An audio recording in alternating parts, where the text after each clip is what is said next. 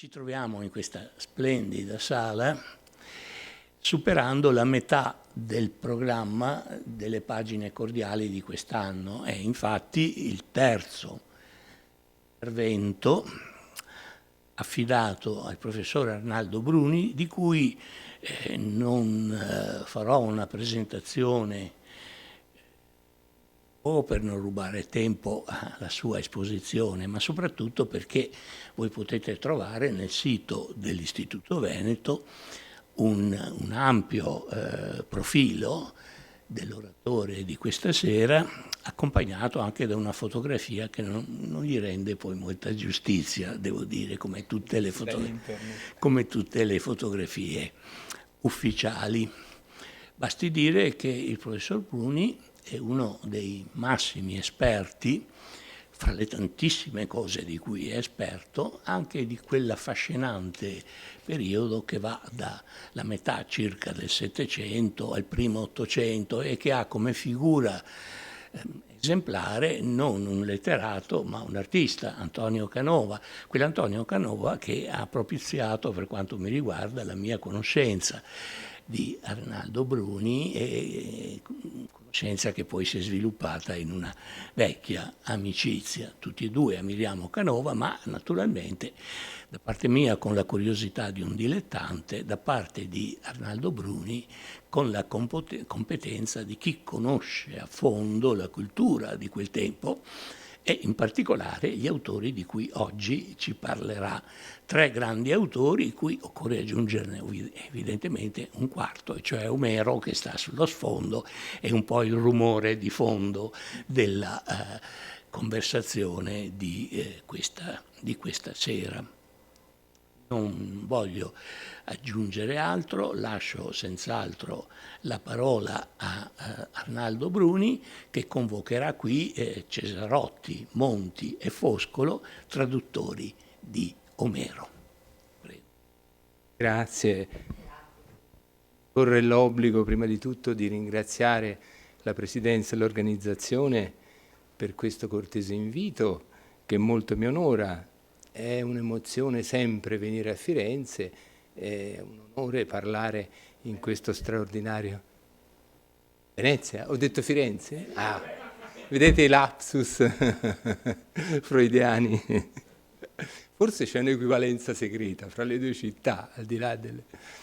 E poi parlare in questo istituto di cui è noto l'alto profilo e quindi essere in qualche modo indicati, selezionati per un'occasione come questa costituisce, come dire, un titolo di nobiltà della cultura, ecco, che spero in qualche modo di onorare. Mi devo sedere anche perché c'è in azione un PowerPoint che spero funzioni. Sapete, c'è sempre un po' di suspense quando si usano questi congegni informatici. Ecco. Il tema della nostra conversazione, come vedete, è la traduzione dell'Iliade nella modernità, Cesarotti, Foscolo, Monti. Il dato è particolarmente istruttivo perché fra 700 e 800 nella nostra letteratura si può davvero parlare di un'età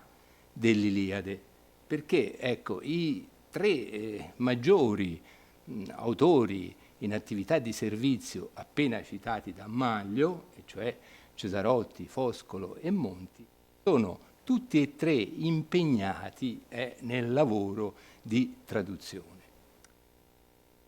Volendo dare una definizione cronologica a questo periodo, secondo l'aureo memento vichiano, Vico diceva che gli occhiali della storia sono appunto la cronologia e la geografia, si può assumere come termine indicativo all'inizio le date della prima traduzione, quella di Melchiorre Cesarotti, che esce in più volumi tra il 1786 e il 1794. L'altra quinta che fa, per così dire, da arco è l'Iliade di Monti, che esce nel 1825, dunque già a età romantica avviata e avanzata.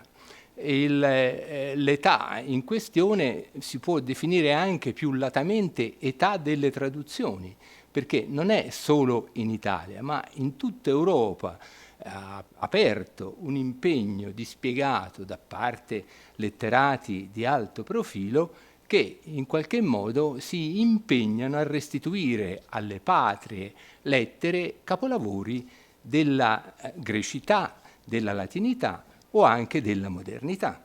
Basta fare riferimento per esempio all'Iliade di Pope, Alexander Pope, che esce nel 1818, o a quella del Rochefort, Guillaume Dubois de Rochefort, che esce tra il 1766 e il 1770, oppure per le opere diciamo della modernità, il Werther di Goethe, che ha 2 traduzioni francesi, del Baron de Seckendorf nel 1776 e di Messier Aubry nel 1777, e ancora la grande traduzione di Shakespeare in prosa in 20 volumi di Pierre Le Tourneur, che esce tra il 1776 e il 1783, ma avrà una vita assai longeva, durerà fino a Manzoni incluso, che non leggendo l'inglese si rifaceva appunto a questo tramite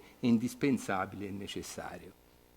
Non deve sfuggire che questa cronologia incrocia quella del romanzo, e vedremo poi quali possono essere in qualche modo le relazioni di contiguità fra i 2 generi. Infatti ricordo che l'Ortis di Foscolo esce nel 1802, il Viaggio sentimentale di Tristram Shandy nel 1813, sempre per cura di Foscolo, e I Promessi Sposi vengono messi su carta il 24 aprile del 1821 da Manzoni e usciranno appena 2 anni dopo l'ultima edizione dell'Iliade, cioè la cosiddetta ventisettana nel 1827. Il dato è stringente, vedremo, perché si può istituire una sottile relazione di filiazione, se non proprio di rapporto genetico tra questi 2 ambiti, e dunque è particolarmente utile tenere conto in apertura di questi rapporti, di questa rete cronologica sottesa.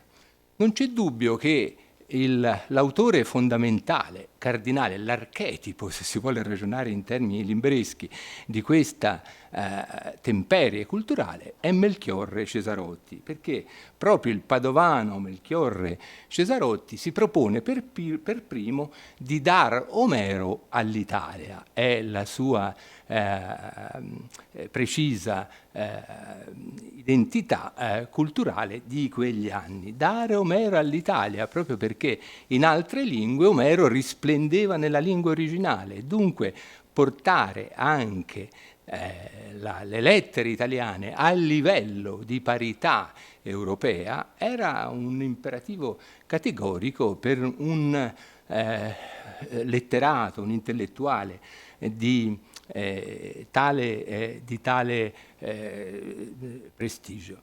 E in questo Cesarotti è determinante non solo perché mette mano in concreta alla traduzione, ma anche perché svolge un vero e proprio lavoro di approfondimento dal punto di vista erudito.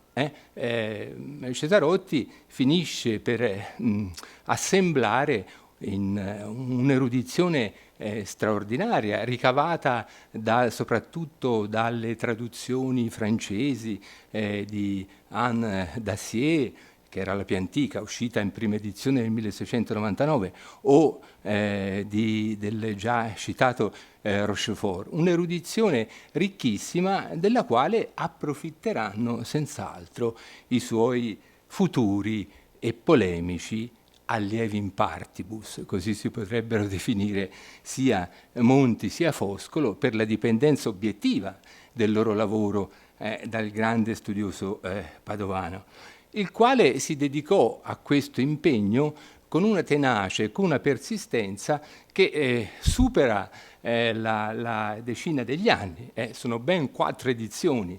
L'infinita Iliade, come l'ha chiamata Dionisotti, di Cesarotti, infatti si dispone su questo asse cronologico 1786-94, la prima edizione, 1795, 1798-1802 e 1803 è l'edizione appunto veneziana, che chiude questo suo laborioso impegno.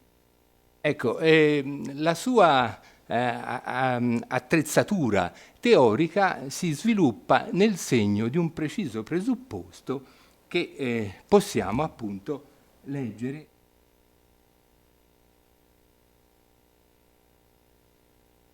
e che suona in modo franco e razionalistico così.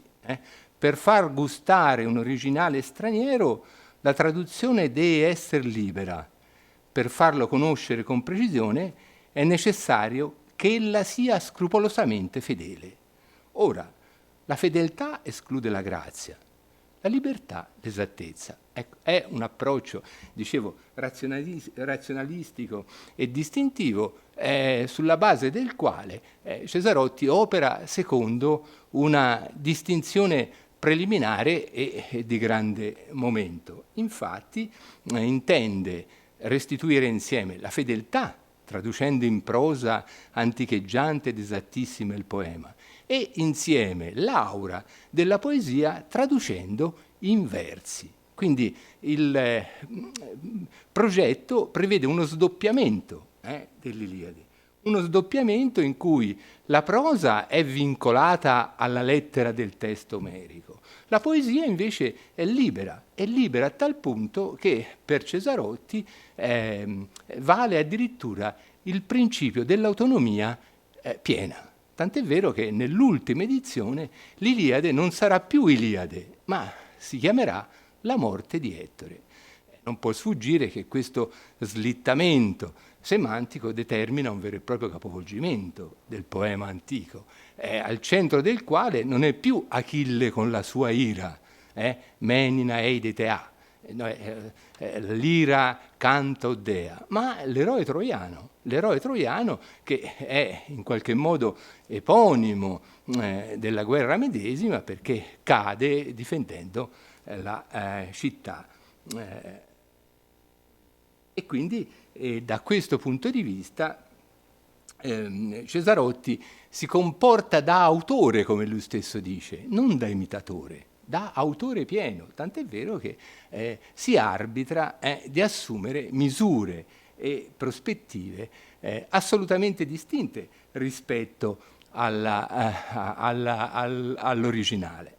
La cosa può parere singolare perché, traducendo anni prima l'Ossian, cioè il poema falsantico di Macpherson, nel 1763 in prima edizione e 1772 in seconda edizione per i tipi di Comino Padova, Cesarotti aveva assunto un atteggiamento assai più cauto ed era stato per questo più fedele allo spirito che alla lettera dell'originale e infatti appunto si considerava un personaggio di mezzo tra il traduttore e l'autore. Che cosa è intervenuto per cambiare così profondamente le carte teoriche di Cesarotti? Senza dubbio è il grande dibattito sulla querelle des anciens e des modernes che recentemente è stato rivisitato in un libro famoso da Marc Fumaroli, tradotto anche in italiano, Le api e i ragni, la disputa degli antichi e dei moderni. Di qui la volontà esplicita di Cesarotti di dimostrare i difetti di Omero perché per lui sono i moderni, in quanto collocati sulle spalle dei giganti, secondo l'antica immagini di Bernardo di Chiaravalle, sono i moderni che hanno diritto alla riuscita maggiore e più significativa. È su questo punto che si esercita subito una frizione profonda e polemica tra Cesarotti e i suoi antagonisti milanesi. Tra l'altro la polemica era alimentata proprio da una distinzione di scuola. È Foscolo stesso che parla di una scuola milanese contrapposta alla scuola veneta di Cesarotti e di Pindemonte. E in effetti le ragioni che in qualche modo dividono il loro operato appaiono evidenti se si tiene conto, per esempio, del presupposto teorico di Monti. Nelle considerazioni dedicate alla traduzione del primo libro dell'Iliade, apparso in un libro a firma di Foscolo, ma a più mani, di cui parleremo tra poco, in queste considerazioni Monti è altrettanto esplicito. Quando si traduce non è più la lingua del tradotto a cui si debbano i primi riguardi, ma quella del traduttore. Vedete come è ribaltata la posizione di Cesarotti in base a un'idea modernissima di traduzione, per la quale conta il contesto di arrivo, non il pretesto che in qualche modo detta il punto di partenza. E in effetti il dato ha un riscontro poi nella modernità. Se si tiene presente la teorizzazione del grande linguista russo Roman Jakobson, si coglie per l'appunto questa stretta convergenza con la posizione di Monti, perché Jakobson scrive: la poesia è intraducibile per definizione, è possibile soltanto la trasposizione creatrice all'interno di una data lingua, da una forma poetica all'altra, per esempio dalla prosa alla poesia, o tra lingue diverse. Ecco, in questo caso è evidente che l'affermazione di Jakobson apre la porta a quelle conseguenze oggi tratte dalla traduttologia, come si chiama con un termine moderno, la scienza, se tanto si può dire, della traduzione, e che prevede un'equivalenza sostanziale tra l'opera tradotta e la traduzione realizzata. Ecco, e Monti ha questa, diciamo così, intuizione fondata sull'ars poetica di Orazio, che lui opportunamente svolge e sviluppa, e quindi riesce a intuire un presupposto teorico che assicura poi la vittoriosa riuscita del suo impegno, laddove invece il problema è diversamente posto nel caso di Foscolo, perché appunto per Foscolo il problema si risolveva attraverso una competenza profonda acquisita nella lingua di partenza, cioè in questo caso il greco omerico, che lui vantava di conoscere anche per ragioni di nascita, e quindi la competenza operativa della lingua di base, alimentata da quelle che lui chiama le idee accessorie, cioè gli elementi di comporto, gli elementi di complemento, secondo una teorizzazione antica che risaliva addirittura a Locke, ma di cui lui aveva avuto notizia sempre tramite l'enciclopedia di Cesarotti da parte di Rochefort, era questa che doveva, secondo lui, aprire la strada a una qualità di risultati inequivocabili. In realtà i fatti dimostrano che la sua strada era priva di una possibilità di riuscita, perché Foscolo tra il 1807 e il 1821 provvede a numerosi tentativi, ma pubblicherà soltanto 2 libri, il primo e il terzo, il primo nel 7 e il terzo nel 1821, con problematiche interne di cui daremo cenno tra poco. Come dire, questa difficoltà interna della scuola di Milano, polemica e oppositiva, sarà come dire, comunemente diffusa da un epigramma feroce che Foscolo scaglierà contro il rivale non appena la Iliade completa del Monti uscirà a stampa, cioè nel 1810, l'ultimo volume in 3 volumi, l'ultimo volume propriamente nel 1811. L'epigramma è diventato quasi antonomastico. Questi è Monti, poeta e cavaliero, gran traduttor dei traduttor d'Omero, dove è il secondo verso che suona appunto irrisorio e polemico, perché per l'appunto Monti si era giovato, non conoscendo il greco in modo profondo, di strumenti operativi di secondo grado, e cioè in particolare della traduzione latina di Samuel Clarke e poi della stessa traduzione di Cesarotti apparsa in prosa.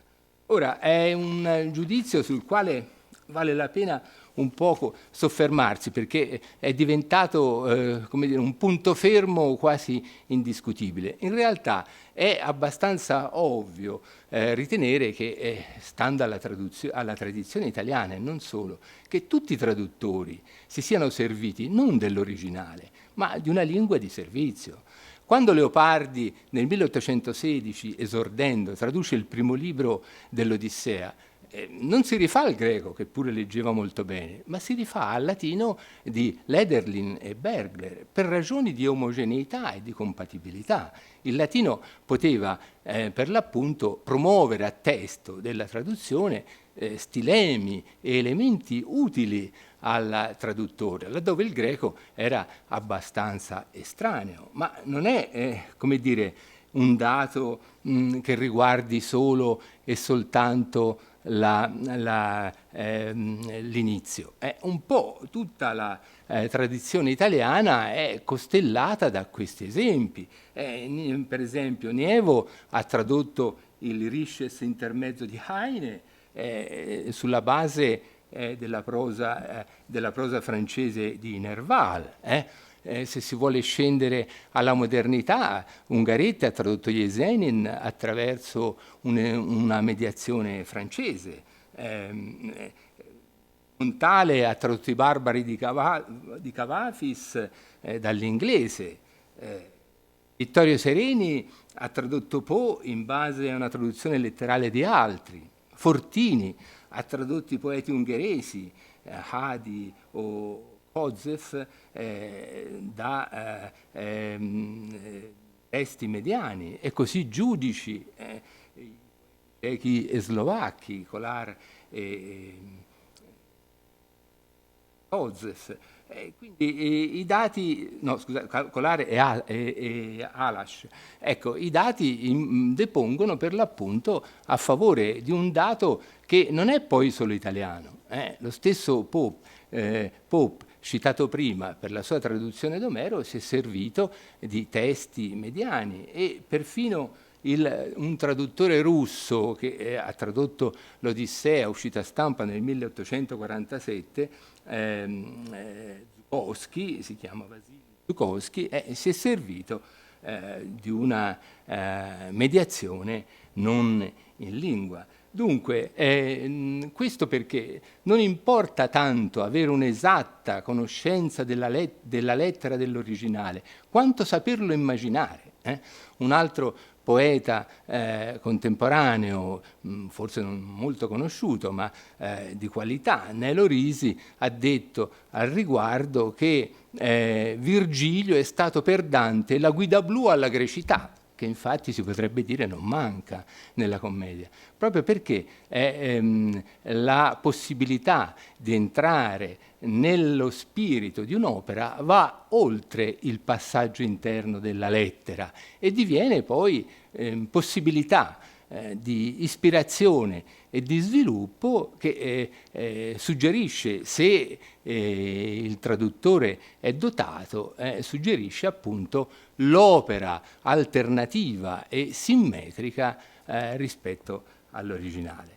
Quindi il dato ha una sua evidenza e spiega il risultato di Monti. Il risultato di Monti che, per quanto mediato, per unanime riconoscimento, ha la palma delle traduzioni.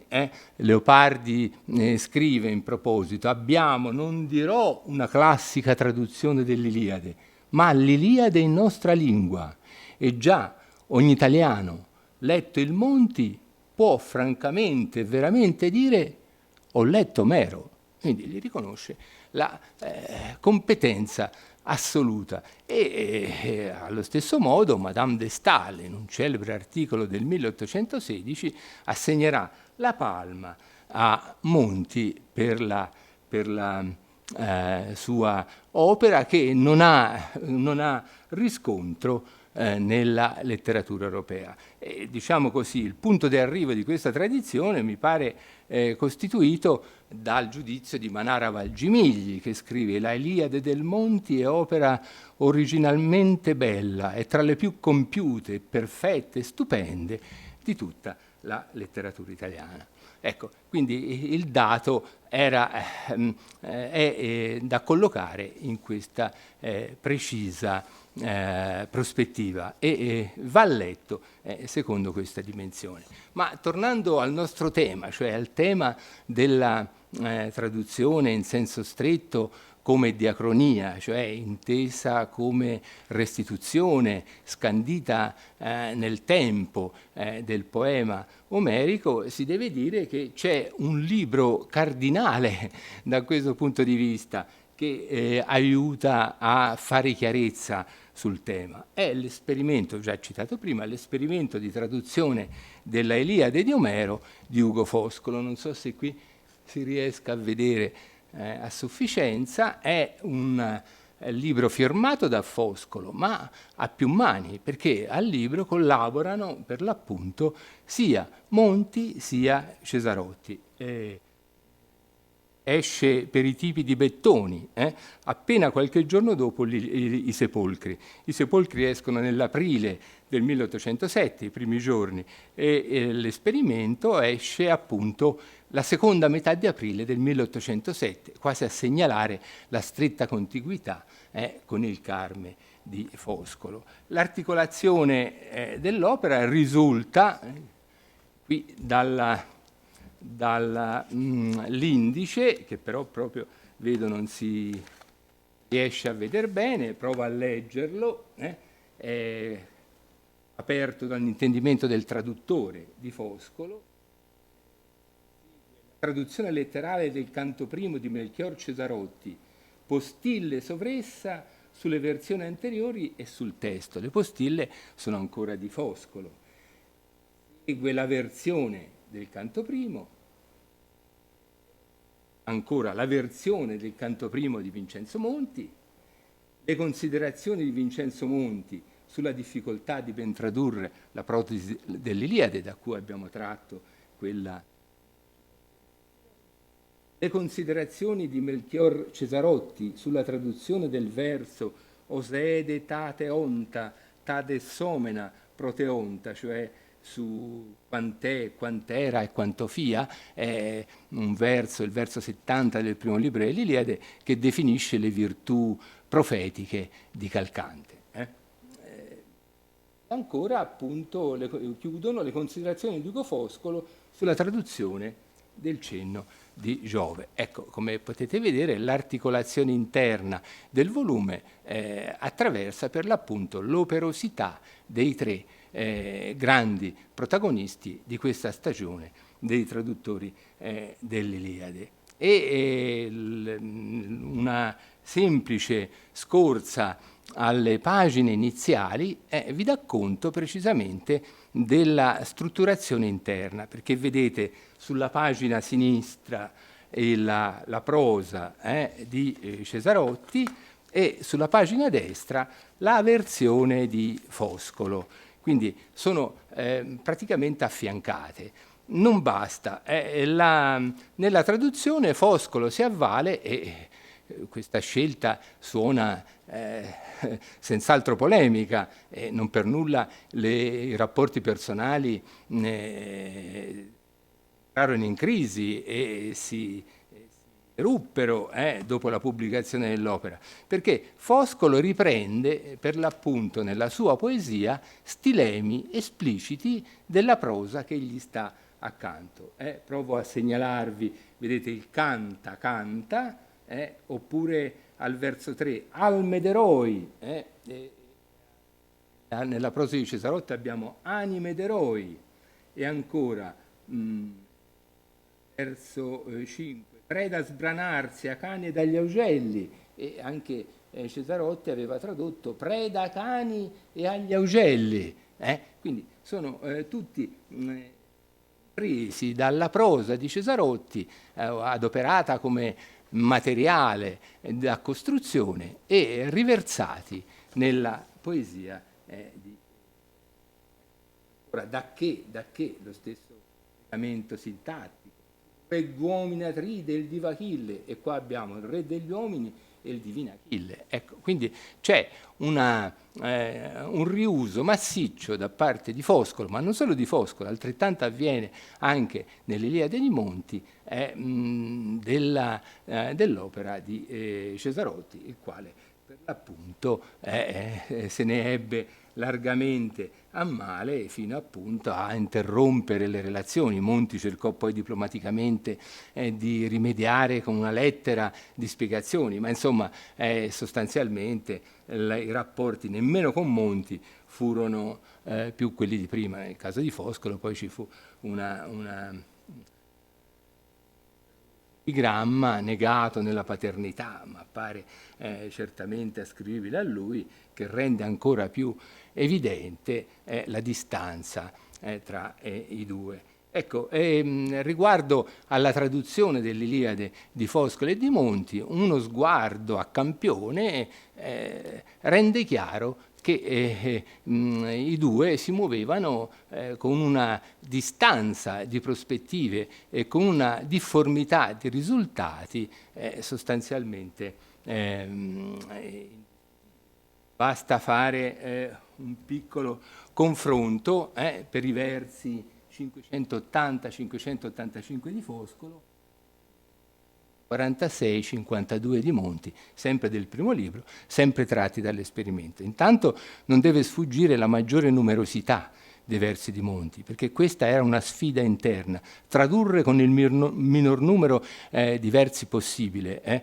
C'è una tradizione antichissima, un poema mediocre dell'età neroniana che si chiamava Azio Labeone aveva tradotto l'Iliade con un numero equivalente di versi, il che non gli ha assegnato però il successo. E Monti imiterà nel 19° libro dell'Iliade, adopera appunto lo stesso metodo, cioè traduce il poema con lo stesso numero di versi. Ma qui, ecco, quello che si può notare è precisamente un evidente contrasto nell'impostazione, perché se si leggono gli endecasillabi di Foscolo si ravvisa senz'altro una difficoltà interna.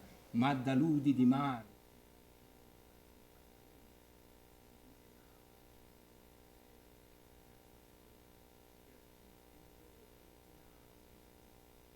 dentro gli si fende il cuore, anelando. Ecco, non vi sfuggirà che questa ricerca dell'espressività incisiva che si coagula in quel fende, gli si fende il cuore, diventa poi difficilmente locupletabile con l'allitterazione della liquida dell'ultimo verso, guerra anelando ed il clamor di guerra.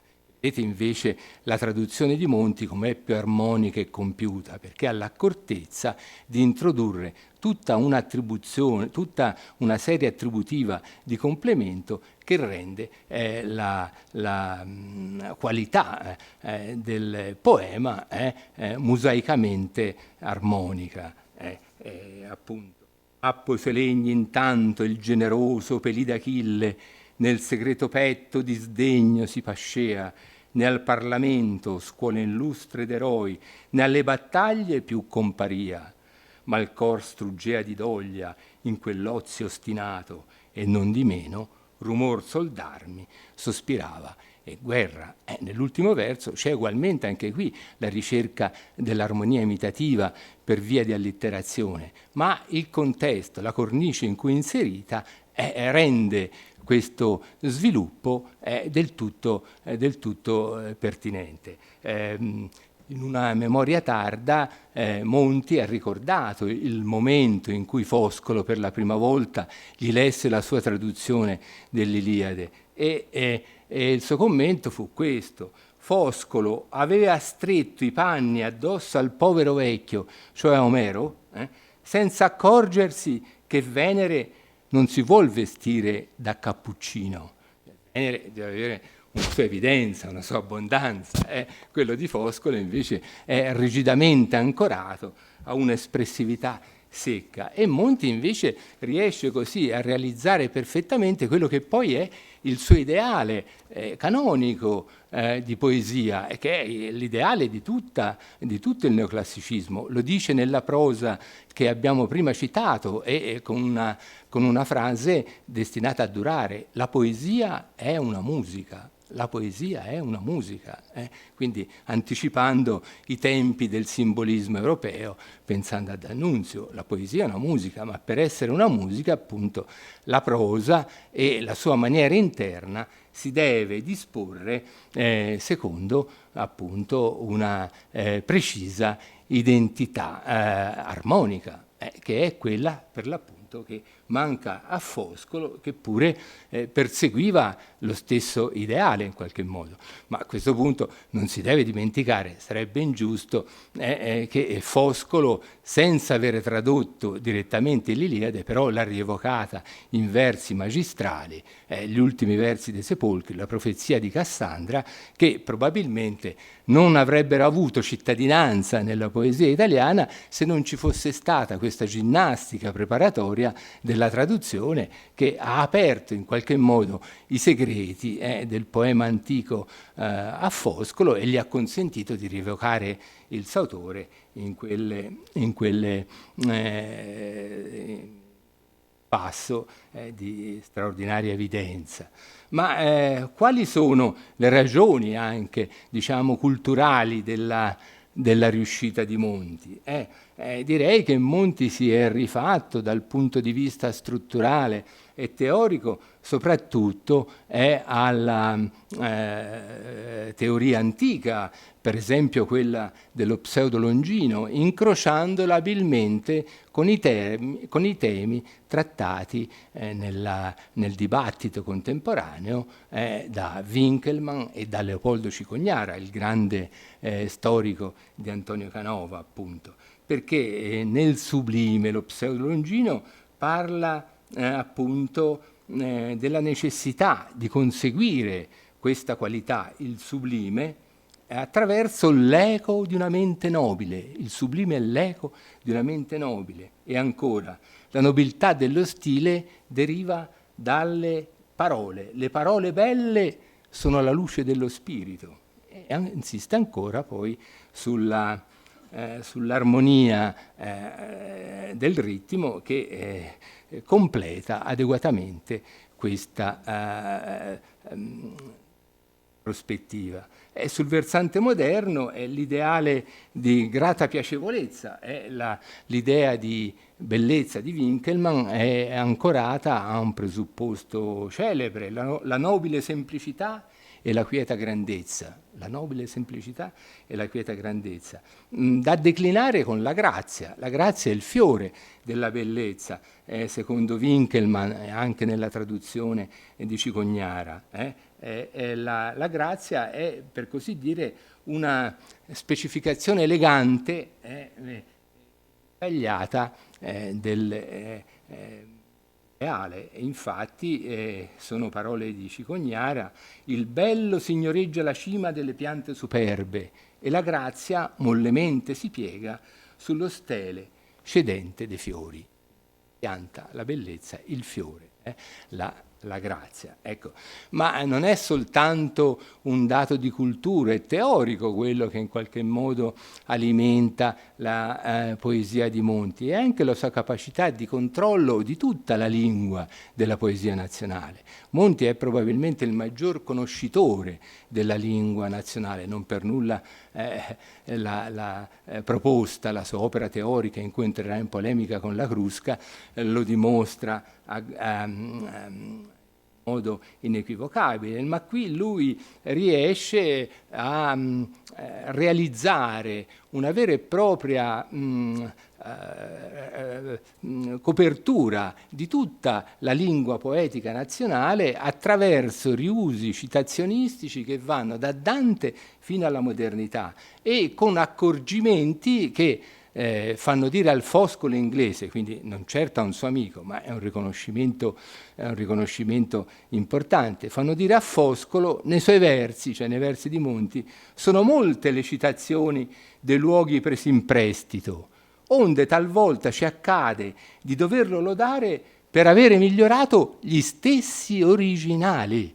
Quindi non sono riprese, come dire, meccaniche, mimetiche, sono riprese creative, perché ricollocate nel contesto opportuno acquistano una nuova vita e una capacità attrattiva del tutto inedita. Ecco, ora non dimostrerei a questo punto con esempi diretti la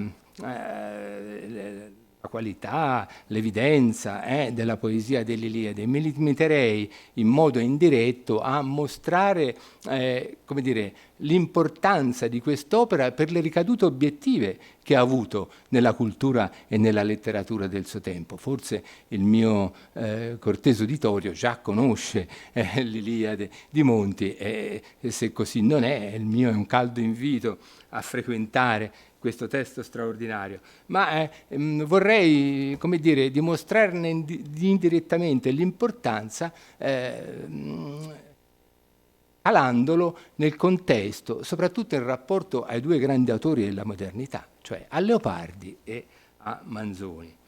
E nel caso di Leopardi mi è già occorso di citare il suo giudizio entusiastico, no? Per cui se uno legge l'Iliade di Monti può dire che ha letto Omero. Ora, un'ammirazione così accusata induce non per nulla Leopardi a cominciare proprio dalla traduzione. Il debutto di Leopardi, autore, è una traduzione. È la traduzione del primo canto dell'Odissea che esce nel 1816 facendo capo, lo dicevo prima, al latino di Lederlin e Bergrel, non certo direttamente al greco, ma di più a Monti Leopardi dedicherà le sue prime due canzoni nel 1818 all'Italia e sopra il monumento di Dante che si preparava a Firenze. Escono propriamente nel 19, ma la data è del 18. E di più ancora le 10 canzoni bolognesi del 24 contengono precisamente una dedica a Monti che è elogiato per una ragione precisa. Voi che insieme a quegli altri pochissimi sostenete l'ultima gloria nostra, io dico quella che deriva dagli studi e singolarmente dalle lettere e arti belle. Quindi il lavoro poetico di Monti è visto appunto come segnacolo assoluto della riuscita massima della cultura italiana e insieme appunto difesa di quella medesima cultura. È inutile dire, lo sappiamo, che sono anni in cui l'Italia era allora in un contesto europeo armato di nazionalismi feroci, divisa in staterelli che la ponevano in una condizione di singolare debolezza. Con questa premessa era fatale che i versi di Monti si insinuassero nella poesia di Leopardi. Mi limito a qualche caso inequivocabile. Qui, per esempio, il primo libro dell'Iliade, sempre, se volete,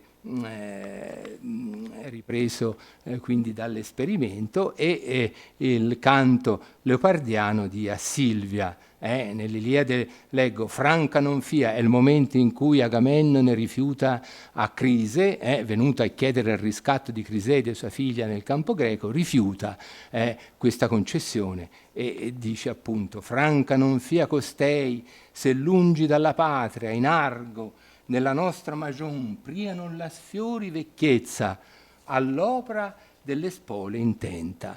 Leopardi in Assilvia appunto ripete praticamente l'ultimo sintagma: sonavan le quiete stanze, le vie d'intorno al tuo perpetuo canto, allor che all'opre femminile intenta, vedete che si sovrappone esattamente all'altro verso. È una agnizione di lettura antica già segnalata a suo tempo da Luigi Blasucci. E poi ancora un altro celebre passo dell'Iliade, l'ottavo, il notturno, siccome quando in ciel terze la luna e tremole e vezzose a lei d'intorno sfavillano le stelle, allor che l'aria è senza vento, e dallo sguardo tutte si scuoprono le torri e le foreste e le cime dei monti, immenso e puro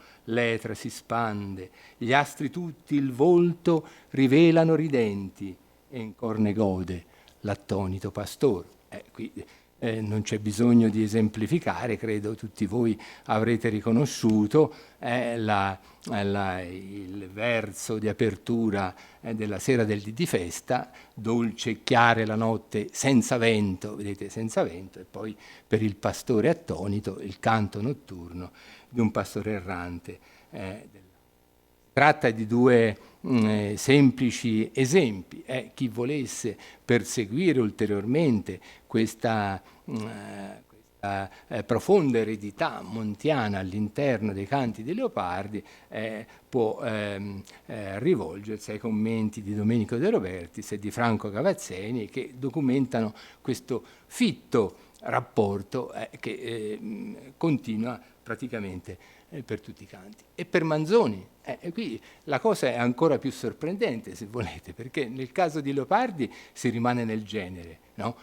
Poesia con poesia. Per Manzoni si tratta in qualche modo di attraversare la contiguità, ma pur distanza dei generi. Manzoni che consideriamo qui è il Manzoni dei poesi. Ora, si deve premettere che Manzoni ha sempre manifestato una grande ammirazione per l'Iliade. In una lettera del 1810 scrive a Monti: ho finalmente potuto carpire la tua Iliade, carpire perché è scritta da Brusuglio, era venuto a Milano e venendo a Milano aveva potuto carpire, cioè prendere l'Iliade appena uscita, siamo nel 10, e me la sto leggendo con quel diletto ed ammirazione che mi nasce dalle opere tue. Poi ancora nelle notizie storiche sulla Delchi, Manzoni parla di mirabile Iliade di Monti. A complemento c'è una singolare testimonianza di Tommaseo, che partecipando alle conversazioni salottiere rammenta questo aneddoto che nel 1846, quindi Manzoni non era più giovanetto, però sapeva citare a memoria passi del poema di Monti che evidentemente gli aveva salato il sangue in gioventù. E è un passo del tutto laterale, del tutto marginale, un passo del secondo libro, i versi 409 e seguenti, in cui si parla di un prodigio, il serpente che divora i nati tenerelli di Passera feconda, a indicare appunto gli anni che i greci avrebbero trascorso lontani dalla patria, combattendo con le mura di Troia. Ecco, ora, con queste premesse, che dire? Che cosa si può dire in relazione al romanzo? Riguardo al romanzo, intanto c'è da fare un'osservazione, direi inosservata, ma evidente. Il romanzo di Manzoni, per come è presentato, è una traduzione. Manzoni presenta la sua prosa come un rifacimento di quella dell'anonimo. È un passo che vi leggo proprio dopo la prosa, dopo il corsivo iniziale. Manzoni così si esprime: ma quando io avrò durata l'eroica fatica di trascrivere questa storia da questo dilavato e graffiato autografo, che cosa potrà succedere? Trascrivere qui è tradurre, non c'è alcun dubbio. Manzoni traduce dalla prosa barocca dell'anonimo nel fiorentino parlato, da lui eletto come lingua del suo romanzo, il presupposto. d'accordo che è un'invenzione, ma il dato mi pare di grande interesse. Il romanzo che innova è memore, eredita anche, come dire, la maniera di quella che era una traduzione, è il capolavoro delle traduzioni. Non basta, non basta. Noi tutti sappiamo che il romanzo è alimentato da una sicura matrice storica. La passeggiata di Don Abbondio è datata, 7 novembre 1628, e così molti altri passi si rifanno dalla carestia alla peste, si rifanno precisamente a dati storicamente obiettivi che Monti ricava dalla lettura del Gioia, dalla consultazione delle gride del tempo. Ma il romanzo si svolge soprattutto, mi pare di poter dire, secondo due presupposti obiettivi. Cioè, il primo è il rapimento di Lucia, che avviene in due tempi. La prima volta, nell'8° capitolo, non riesce, perché Lucia è appunto fuori per il matrimonio a sorpresa, ma la seconda volta, nel capitolo 20, riesce, e come? E poi c'è la peste. La peste c'è anche nel romanzo.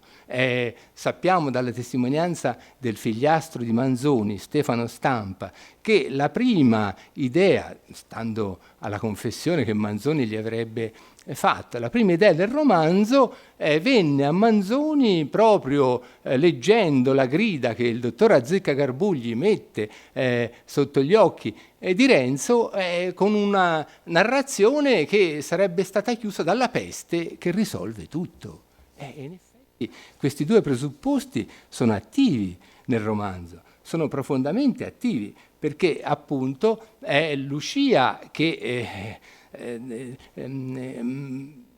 propelle la meccanica del romanzo, così come nell'Iliade antica è Elena. Per Elena si svolge una guerra rovinosa. Il dato è già stato richiamato, anche se forse la sede un po' eccentrica, un quotidiano, non ha come dire, aiutato a un apprezzamento, ma Alfredo Giuliani, in un articolo su Repubblica del martedì 26 febbraio 1985, ha osservato in un articolo intitolato Lucia, tutto si fa per te. Ha osservato appunto che sono appunto Elena di Troia nell'Iliade e Lucia hanno una funzione di motore immobile, perché per l'appunto è grazie alla loro presenza e al loro ruolo che si sviluppa tutta la trama della vicenda. E quindi pare del tutto ragionevole che il ribaltamento di prospettiva, perché da una parte abbiamo una principessa Chea, dall'altra una contadinella, ma il ribaltamento di prospettiva è cogente e cade in taglio opportunamente per la operazione di rovesciamento del classicismo che Manzoni compiva attraverso il suo romanzo. È il suo classicismo di gioventù, che si ferma, sappiamo, all'Urania del 9, viene ribaltato, ma precisamente è presente nel ribaltamento. È un modo per traghettare verso la modernità i termini della sua riflessione letteraria antica.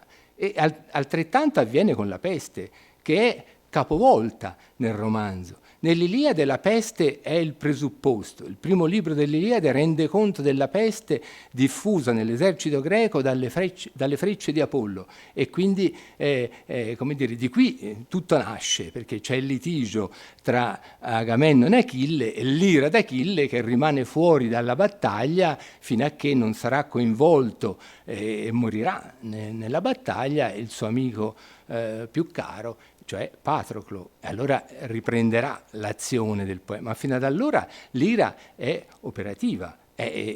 Invece nei Promessi Sposi la peste dissolve ogni ostacolo al matrimonio di Renzo e Lucia, perché, come sappiamo, elimina il rivale improprio di Renzo, cioè Don Rodrigo. Ricordiamo negli ultimi capitoli il sospiro di sollievo di Don Abbondio quando ha notizia certa che Don Rodrigo è morto e quindi si può procedere in qualche modo al matrimonio. Quindi ecco, volendo chiudere a questo punto per ragioni di misura, mi pare di poter dire però che si conferma attraverso questa breve e sommaria analisi, ma si conferma la funzione determinante esercitata dalla traduzione come genere, e specialmente dalla traduzione di Monti, proprio nel trascorso che segna il passaggio in termini generali dal neoclassicismo al romanticismo, a norma di un rapporto incrociato che autorizza l'ingresso nella modernità e che ci consente di dire, se non mi inganno, che il tema del nostro assunto risulta in qualche modo dimostrato. Vi ringrazio per l'attenzione.